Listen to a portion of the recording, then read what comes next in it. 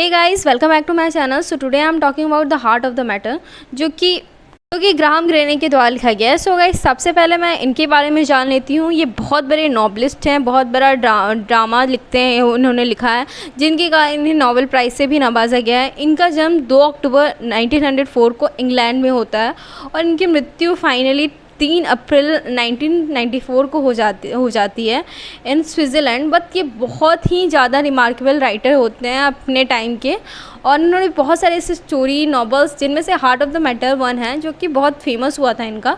So guys, हम लोग इसके सबसे पहले कैरेक्टर के बारे में जानते हैं, स्टोरी को स्टार्ट करने से पहले, the heart of the matter के। सो गाइस, इस स्टोरी का जो सबसे पहला कैरेक्टर आता है मेजर हेनरी स्कूबी, जो कि एक डिप्टी कमिश्नर होता है अमेरिका में। उसके बाद इनकी वाइफ आती है लुइस स्कूबी, जो कि इनके साथ ही वहाँ पे रहती हैं। थर्ड जो आता है विल्सन एक्चुअली में एक जासूस होता है, स्पाई होता है। फोर्थ जो आता है यूसुफ एक बहुत डायमंड का बहुत बड़ा कारोबार करता है और एक प्रोफेशनल किलर भी होता है एक्चुअली में। और फिफ्थ जो आती है हेलन जो होती है, वो एट द एंड जो है हमारे मेजर स्कूबी हैं, उनकी अफेयर हो जाती है उनके साथ। सो ये होती हैं उनके साथ। सो सिक्स्थ में आती है अली जो है सर्वेंट होता है हेनरी स्कूबी का। सो गाइज, अब हम लोग इस स्टोरी को शुरुआत करते हैं। सो गाइस, जैसा कि मैंने बताया, इस स्टोरी के प्रोटोगनिस्ट जो हैं हेनरी स्कूबी हैं, जो कि डिप्टी कमिश्नर रहते हैं अमेरिका में।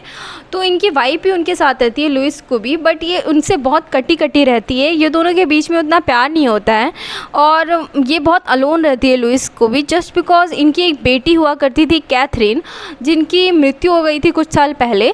तो जिसके कारण ये दोनों बहुत अलग कटे रहते हैं और इनमें कोई प्यार व्यार वाला नहीं होता, और ये दोनों बस एक दूसरे से चाँद चुराना चाहते हैं।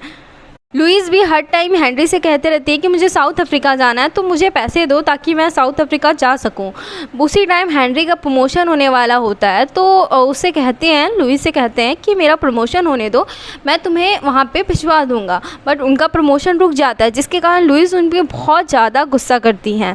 तभी वो लुइस जो है, इसी बीच में वो विल्सन से मिलती है। विल्सन, जैसा कि मैंने बताया था, वो स्पाई था। सो उनसे वो मिलती हैं, उनकी बहुत अच्छी फ्रेंडशिप होती है, जस्ट बिकॉज दोनों को पोएट्रीज़ बहुत पसंद थी। तो दोनों एक दूसरे के साथ पोएट्रीज़ के बारे में डिस्कस करते रहते हैं। तभी विल्सन को लुइस से प्यार हो जाता है, पर लुइस को बिल्कुल भी विल्सन से प्यार नहीं होता है। वो बहुत लॉयल्टी दिखाती है हेनरी स्कूबी की तरफ, और वो बोलती है कि नहीं, मैं तुमसे प्यार नहीं करती हूँ। वहाँ से वो ताल्लुकात उससे तोड़ देती है। देन हेनरी जो है बहुत कोशिश करता है कि कैसे भी वो पैसों का जुगाड़ करे ताकि स्कूबी जो है वो साउथ अफ्रीका जा सके। तो हेनरी जो है एक यूसुफ नाम के आदमी से लोन लेता है, जो कि बहुत डेंजरस आदमी होता है और डायमंड का कारोबार करता है। वो बहुत ब्लैक काम करता है, जिसके कारण वो उससे लोन तो ले लेता है, पर वो डरा रहता है, बिकॉज वो तो एक तरह से मेजर था, एक पुलिस ऑफिसर था। सो वो ऐसे आदमी से एक लोन ले लेता है। आफ्टर वो अपनी वाइफ को लाके वो लोन जो लेता है, वो लुइस स्कूबी को लाके दे देता है, और वो साउथ अफ्रीका चली जाती हैं। जब वो साउथ अफ्रीका चली जाती हैं, तभी एक न्यूज़ आती है कि एक शिप जो है वो डूब रहा होता है। तो उनमें से कुछ सर्वाइवर जो हैं वो बच के आते हैं। उनमें वेस्टर्न अफ्रीका वो दोनों सारे लोग बच के आते हैं। उनमें एक हेलन नाम की लड़की होती है, जिनकी दोस्ती हो जाती है हेनरी स्कूबी से।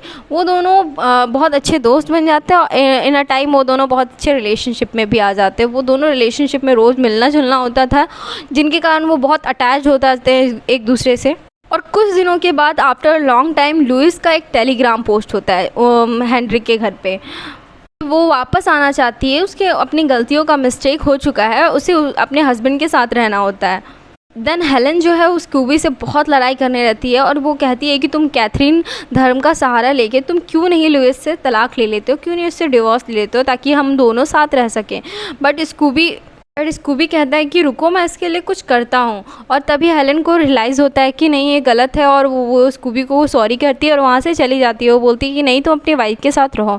तभी स्कूबी के साथ एक और प्रॉब्लम हो जाती है, बहुत बड़ी प्रॉब्लम हो जाती है, जस्ट बिकॉज ऑफ वो यूसुफ की हेल्प कर रहा होता है। तो उन्हें पुलिस गिरफ्तार करती है और उसे बुलाती है कि तुम्हारा उससे क्या संबंध है, और ये सारी चीज़ें होती हैं। तभी ये सारी बातें जब उन पे ब्लेमिंग चल रही होती है, तो ये सारी ब्लेमिंग ख़त्म होने के जस्ट बाद वहाँ पे लुइस आती हैं। लुइस के आने के बाद वो दोनों रोज़ चर्च जाया करते हैं, दोनों अपनी ब्लेसिंग्स मांगा करते हैं अपने रिलेशनशिप के बारे में।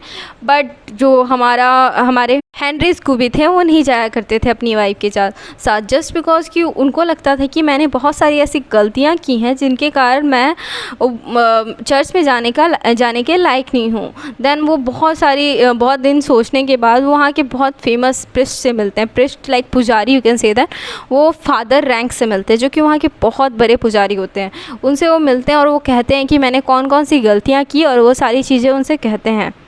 देन वो कहते हैं कि तुम अपनी गलतियों को सुधारो और आगे बढ़ो। तब भी उसे समझ नहीं आता उसे हेनरी को, और तभी वो यूसुफ उसे बुलाता है और वो कहता है कि शायद तुम्हारा ही कोई जासूस है, तुम्हारे घर का कोई मेंबर है जो ये सारी बातें पुलिस को बता रहा है। तो वो खुद के नौकर पे शक करने लगता है, अली जैसा मैंने बताया था सर्वेंट उसका, उस पर वो शक करने लगता है, जिसके कारण अली को यूसुफ जो है वो मरवा देता है, जिसके कारण वो बहुत ज़्यादा टेंस हो जाता है हेनरी। अब तो जो ये सारी चीज़ें तो हो जाती हैं, जो बहुत ज़्यादा स्ट्रेस रहने लगता है। तभी वहाँ पे एक चीज़ होती है, हेनरी का प्रमोशन होता है उसी वक्त। हेनरी ये सारी चीज़ों से बहुत खुश होता है एट अ टाइम, बट वो बहुत दुख होता है अपनी पास्ट की गलतियों से। तभी हेलेन उसके पास आती है और कहती हैं कि स्कूबी तुम टेंशन मत लो, मैं तुमसे बहुत दूर चली जाऊंगी और तुम्हारी लाइफ में कभी नहीं आऊँगी, तो अपनी वाइफ के साथ खुश रहो।